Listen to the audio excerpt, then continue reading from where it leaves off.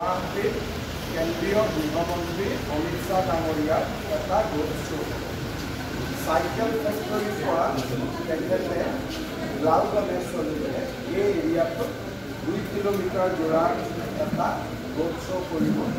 তাৰ প্ৰস্তুতিৰ ওপৰত আজি আমি আলোচনা কৰিলোঁ।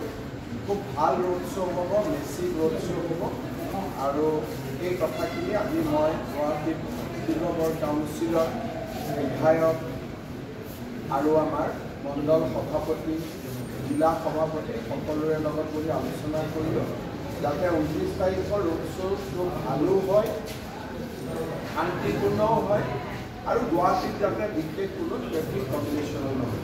তাৰ কাৰণে আমি আলোচনা মানুহ চব ক'ব গাড়ী কিনাৰ শিলচৰতে আমি কৈছিলোঁ 20,000 মানুহ, পিছত 1 লাখ মানুহ।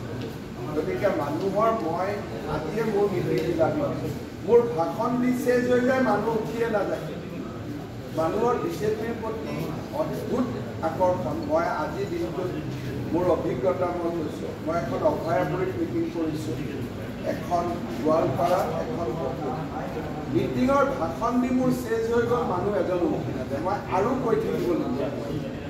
যদি মই 20 মিনিট ভাষণ দিম বুলি ভাবিছোঁ, মানুহ উঠি যোৱা নাই 40 মিনিট মোৰে মাত। গতিকে মানুহক এতিয়া এষ্টিমেট মই যদি 20 50 ক'লে সেইকাৰণে মানুহৰ অদ্ভুত আশীৰ্বাদ নৰেন্দ্ৰ মোদীৰ লগত আৰু এক প্ৰকাৰ বহু এই শব্দবিলাক এতিয়া ৰিলেভেঞ্চ নোহোৱা হৈ গ'ল। নৰেন্দ্ৰ মোদীৰ চুনামি এক প্ৰকাৰ এতিয়া মই দ্বিতীয় পৰ্যায়ৰ ইলেকশ্যনৰ এতিয়ালৈকে ভাল কৰি খবৰ লোৱা নাই।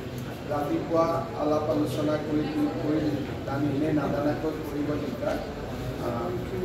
3টা চিটৰটো আমি জিকিলোঁ, ডিফু, শিলচৰ আৰু দৰং ওদালগুৰি আমি জিকিমেই। সেইটো আমাৰ 11টাৰ ভিতৰত আছে।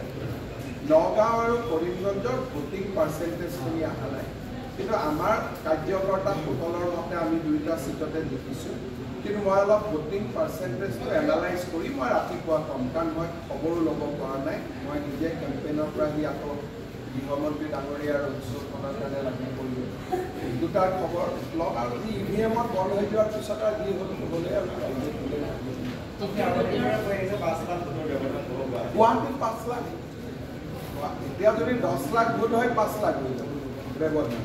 যদি ভোটে 7 লাখ হয়, গুৱাহাটীত ল' ভোটাৰ টাৰ্ণ আউট এটা ইছ্যু এটা আছে, সেইটোৰ লগতো আমি বুজিব লাগিব। ইউজুৱেলি গুৱাহাটীত কি হয়, যি ভোট দিব আহে বিজেপি নাহে, কিন্তু ভোট দিব অহা মানুহৰ সংখ্যাটো গুৱাহাটীত অলপ কম।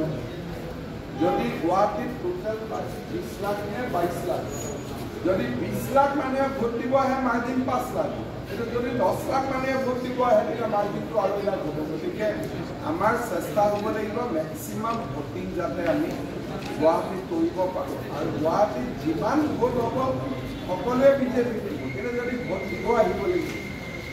সেইকাৰণে আমাৰ এই যে ৰোড শ্ব' কৰিছোঁ, মিটিং কৰিছোঁ, তাৰ উদ্দেশ্যই হ'ল যে এটা জাগৰণ সৃষ্টি কৰা, যাতে মানুহ ভোট দিব ওলায়।